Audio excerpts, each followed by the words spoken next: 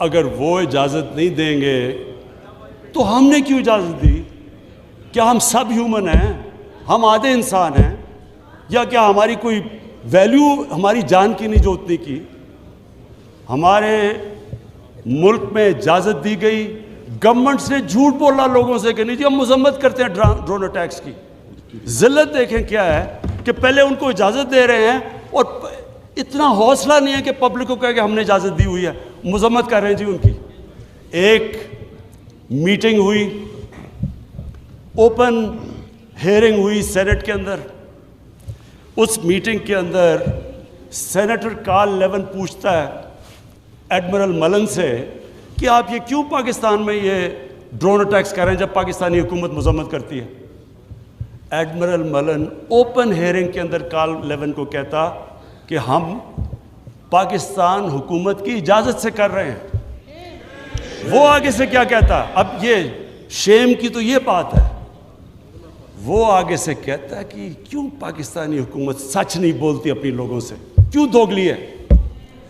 और ये open, speaker साहब, ये ओपन कैबिनेट सेनेट की हेयरिंग पे जो पब्लिक के अंदर होती है उसमें ये हो रहा है। हमने अपने आप को जलील किया, हमें दुनिया ने नहीं जलील किया, हमने जलील किया अपने आप को। हम अगर आज उनको अमेरिका का क्या बुरा भला कहें जब आपने खुद इजाज़त दी हुई थी अपने लोगों को मारने के लिए। फिर से मैं रिपीट करता हूं, मुझे कोई इंस्टेंस बता दें कि आपके मुल्क, आप उनकी मदद कर रहे हैं, आप अपने आपके लोग मर रहे हैं उनके लिए और वो आप ही को बमबारी कर रहे हैं आपके मुल्क में। इसकी कोई दुनिया में मिसाल है? और ये हमने इजाज़त दी। और स्पीकर साहब फिर हम कहते हैं कि हमारी दुनिया में जी इज़्ज़त नहीं है।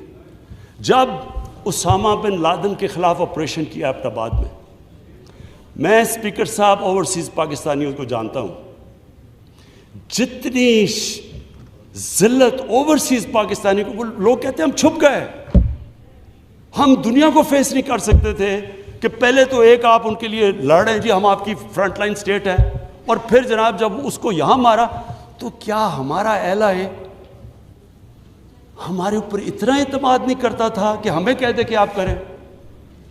तो क्या वो हमारे दोस्त थे या दुश्मन थे? सारी अवाम कंफ्यूज फिर रही है। और जिस तरह की स्पीकर साहब, जिस तरह की चीज़ें उन दिनों में हुई, हमारी जनाब सारी सेल्फ इस्टीम ख़त्म हो गई। मुझे याद है एक नई चीज़ निकलाई, इनलाइटेड मॉडरेशन। हमने जी एक कॉइन कर दिया कि हम तो बड़े मॉडरेट लोग हैं। और मॉडरेट क्या है? Enlightened moderation. अच्छा, अब इनलाइटेड मॉडरेशन की अवाम को क्या समझ आनी है? मुझे भी अभी तक नहीं समझ के ये क्या चीज़ है। लोगों ने इसका समझा क्या? क्योंकि हमारी लीडरशिप इतनी मुतासिर थी, लोगों ने क्या कहा जी, सारों ने सूट पहन लिया और अंग्रेजी बोलनी शुरू कर दी। टीवी प्रोग्राम पे जाते थे, जो भी जाता था पहले बैठ के अंग्रेजी बोलता था कि मैं एनलाइटन मॉडरेट हूं, फिर उर्दू शुरू करता था। यानी एक मुल्क की इज्जत नफ्स ही ख़त्म करके रखते कि हमें अपने आप से शर्म आने शुरू हो गई कि जी हम पता नहीं दहशतगर्द हैं। और स्पीकर साहब, हमें ये समझ लेना चाहिए कि जब, फिर से मैं रिपीट करता हूं, जो कौम अपनी इज्जत नहीं करती दुनिया उसकी इज्जत नहीं करती। हमें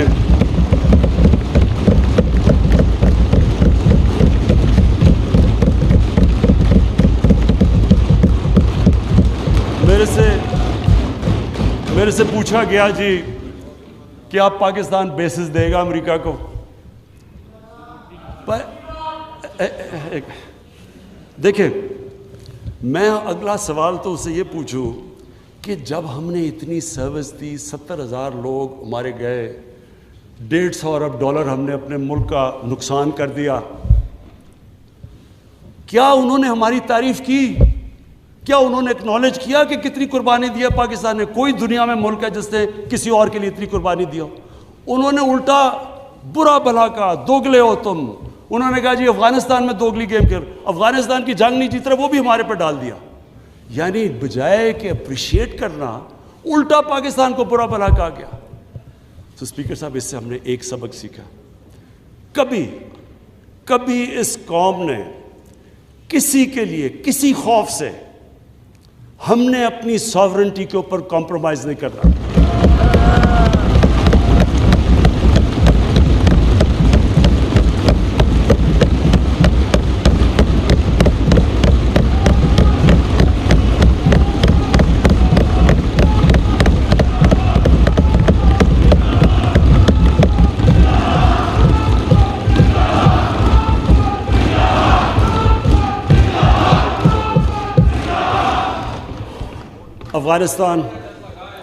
अफ़गानिस्तान ये वाकई हमारे लिए एक बड़ा मुश्किल अब वक्त आ रहा है। मैं अपनी सारी कौम के सामने एक चीज़ कहना चाहता हूँ। हमने जितनी को, और अब ये भी मैं कह दूँ कि हमारा जो हमारा और अमेरिका का इस वक्त इंटरेस्ट है वो एक ही अफ़गानिस्तान में। वो भी शुक्र है इतनी देर के बाद इस नतीजे पे आ गए हैं कि अफ़गानिस्तान में मिलिट्री सलूशन नहीं है। जल्दी आ जाते तो शायद इतना ज़्यादा खून ना होता। शुक्र है अब आ गए हैं। लेकिन हम तो उससे पहले हमें इस चीज़ पे आ जाना चाहिए था, क्योंकि हम तो जानते हैं अफ़गानियों को, हमारे भाई हैं, हमें इनकी तारीख पता है।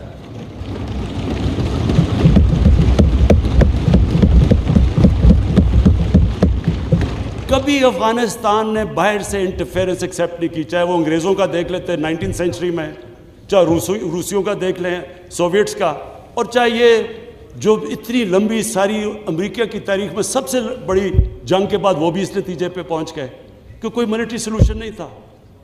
हमें, अगर हम प्रोएक्टिव होते, हम उस वक़्त एक खुददार हुकूमत खड़ी होकर कहती कि ये आप बिल्कुल गलत कर रहे हैं, अगर हम करते हम उनको बचा लेते, उधर से भी खून को बचा लेते जो हुआ है वहाँ अफ़गानियों का, और दूसरी तरफ इनको भी एक बेहतर टाइम पे ये निकल सकते थे।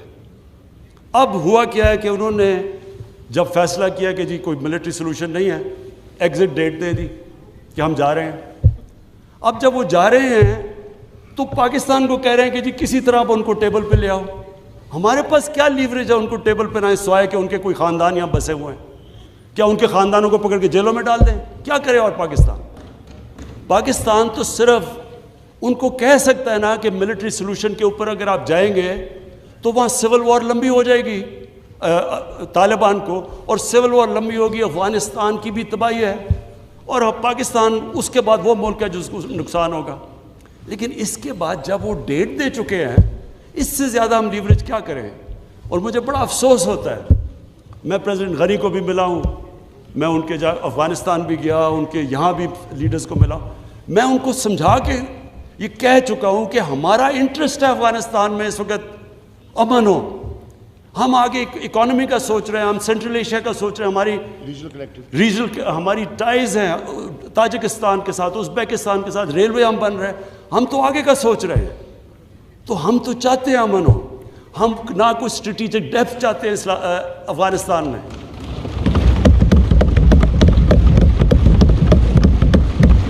हम ना कोई फेवरेट्स चाहते हैं, ना हम कोई पार्टीज को चूज करना चाहते हैं। जो अफ़गानिस्तान के लोग चाहते हैं हम उनके साथ हैं।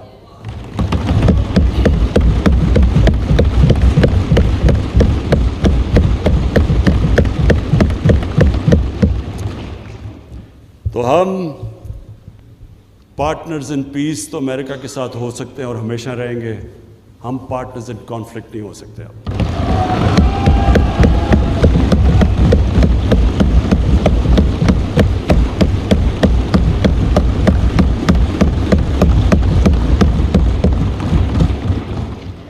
स्पीकर साहब, अब मैं सिर्फ दो आखिर में अपील करना चाहता हूँ।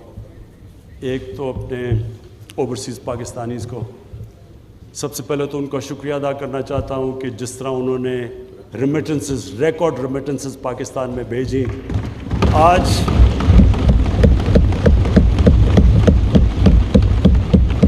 आज 20 अरब डॉलर का करंट अकाउंट जो डेफिसिट आज 11 महीने से सरप्लस में चला गया है, वो ना होता कि अगर वो इस तरह पाकिस्तान की मदद ना करते इस मुश्किल वक्त पे, और हमें उन्होंने जिस तरह रेमिटेंसेस भेजी।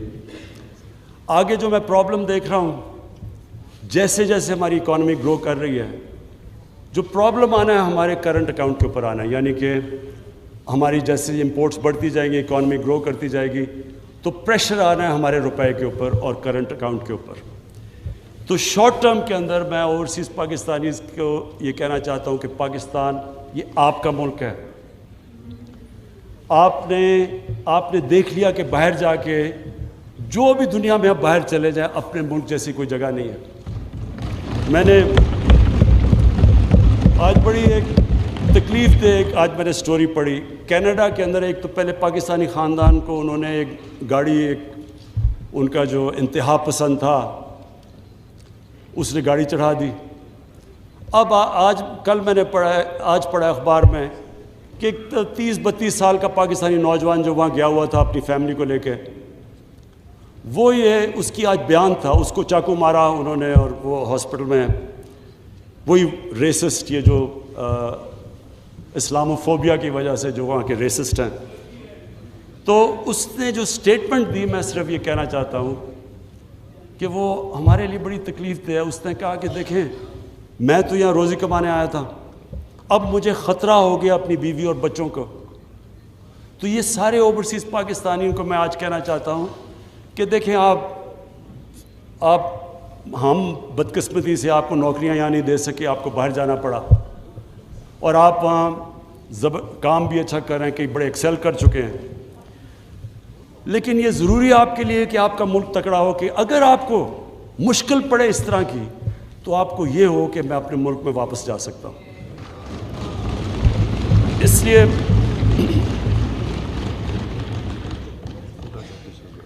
काशिफ उस लड़के का नाम था। तो मैं ये चाहता हूँ कि हमारे ओवरसीज़, अब हम पाकिस्तान सही रास्ते पर निकला हुआ है। मैं चाहता हूँ कि आप पूरी तरह इस मुल्क की इसमें इन्वेस्ट करें, बिजनेसेस खोलें। हम अब पूरी तरह, मैं ख़ुद लीड कर रहा हूँ कि हम हर किस्म की रुकावटें दूर करें आपके लिए, रेगुलेशंस कम करें, ईज़ ऑफ डूइंग बिजनेस करें, ताकि आप आएँ, बैंकों में हमारे पैसे रखवाएं। क्योंकि ये जो शॉर्ट टर्म हमारा करंट अकाउंट के ऊपर जो प्रेशर पड़ेगा, वो सिर्फ़ और सिर्फ ओवरसीज़ पाकिस्तानी शॉर्ट टर्म में कर सकते हैं। उसके बाद फॉरेन इन्वेस्टमेंट भी है, हमारी एक्सपोर्ट्स। मुझे बड़े फ़ख्र से मैं कहता हूँ कि जो एक्सपोर्ट्स के अंदर अब जो ऊपर गई हैं, तो हम आहिस्ता आहिस्ता तो उस सही रास्ते पर निकल चुके हैं कि एक्सपोर्ट लेड ग्रोथ। लेकिन थोड़े वक्त के लिए मैं अपने ओवरसीज़ पाकिस्तानी को अपील करूँगा, और उसके बाद मैं अपनी कौम से, अब मैं ये मेरे लिए काफ़ी मुश्किल चीज़ है ये जो मैं कहना चाहता हूँ कि देखें, जब एक मुल्क का सरबरा बाहर जाके दूसरे मुल्कों में मुल्क के लिए कर्ज़े या पैसे लेना चाहता है, ये मेरी 3 साल में 2 महीने कम जो अभी पीरियड गुजरा है, सबसे मुश्किल पीरियड होता है कि आप लोगों से जाके कर्ज़े मांग रहे हैं, पैसे मांग रहे हैं मुल्क के लिए। ये चले मेरे लिए तो है मुश्किल, लेकिन ये कौम नीचे जाती है। जिस कौम का लीडर जाके पैसे मांग रहे हैं, वो कौम की क्या हैसियत है। तो मैं अपने लोगों से कहना चाहता हूँ कि देखें, आप सब चाहते हैं कि पाकिस्तान अजीम कौम हो। आप वो लोग हैं जो दुनिया में 4-5 मुल्क हैं जो सबसे ज़्यादा खैरात देते हैं। ये वो मुल्क है, और मैं सबसे बड़ा रेसिपिएंट हूँ। शौकत हारम के लिए पैसे इकट्ठे करता हूँ, नमल यूनिवर्सिटी के लिए पैसे इकट्ठे करता हूँ, 2 हॉस्पिटल बन चुके, तीसरा कराची में सबसे बड़ा हॉस्पिटल, सबके लिए पैसे देते हैं। इतने खुले दिल के लोग नहीं हैं दुनिया में जितने ये हैं।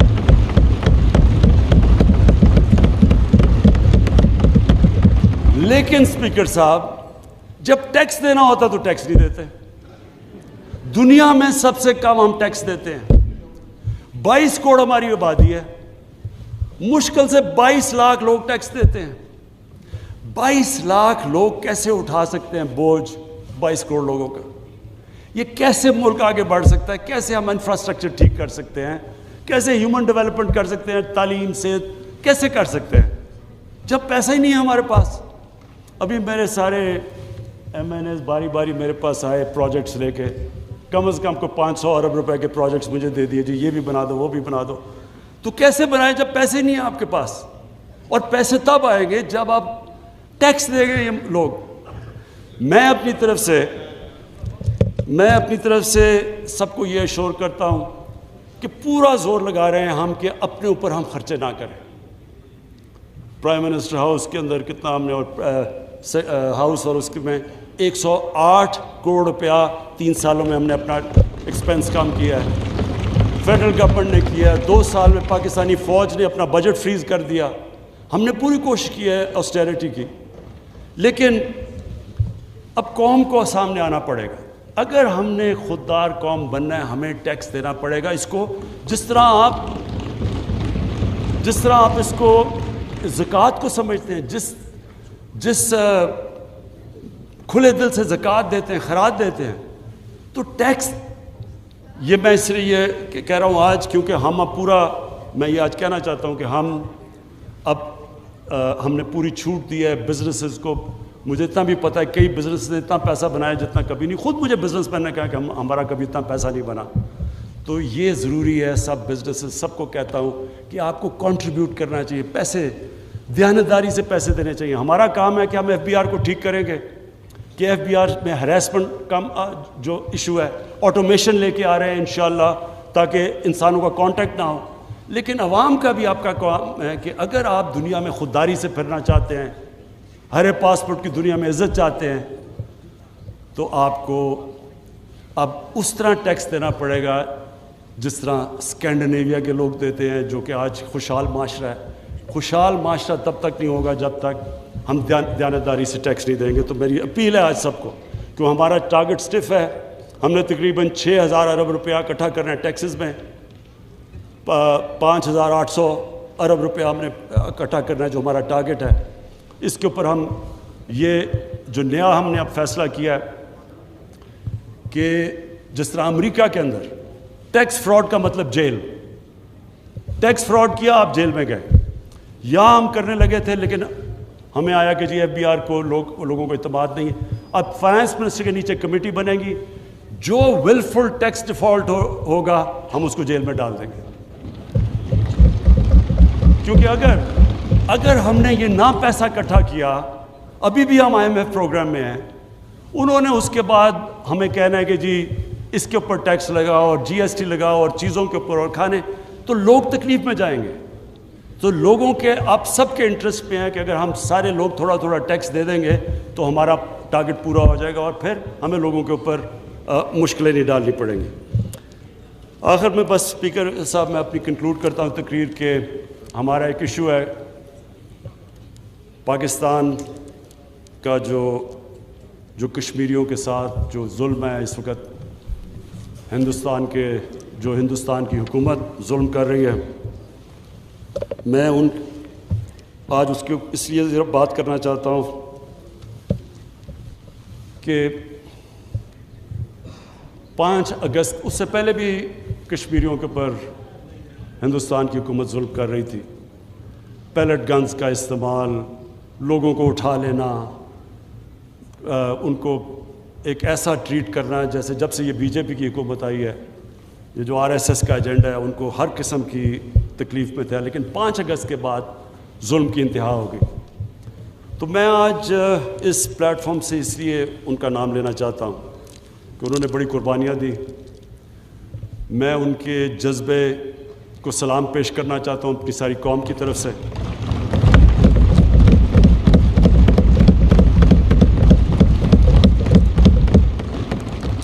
कोई नहीं ये समझ रहा था कि जिस तरह का उन्होंने जो 80 लाख कश्मीरियों के ऊपर 8 लाख हिंदुस्तान की फ़ौज बैठा दी ऊपर जाके, और हर थोड़ी देर के बाद एक्स्ट्रा जुडिशल किलिंग करते हैं, उनको डराया धमकाया, लोगों को, नौजवानों को पकड़ के बाहर ले गए, उनकी लीडरशिप को अंदर डाला। कोई नहीं समझ रहा था कि वो खड़े होंगे। तो आज इस हॉल से मैं कहना चाहता हूँ कि सारा पाकिस्तान उन दिलेर कश्मीरियों, उनकी ख़ास तौर पे ख़वातीन जिस तरह वो खड़ी होती हैं, जिस तरह वो बाहर जाती हैं, डेमोस्ट्रेट करती हैं, उनके जो बच्चे हैं, नौजवान हैं, हम सब उनके साथ खड़े हैं।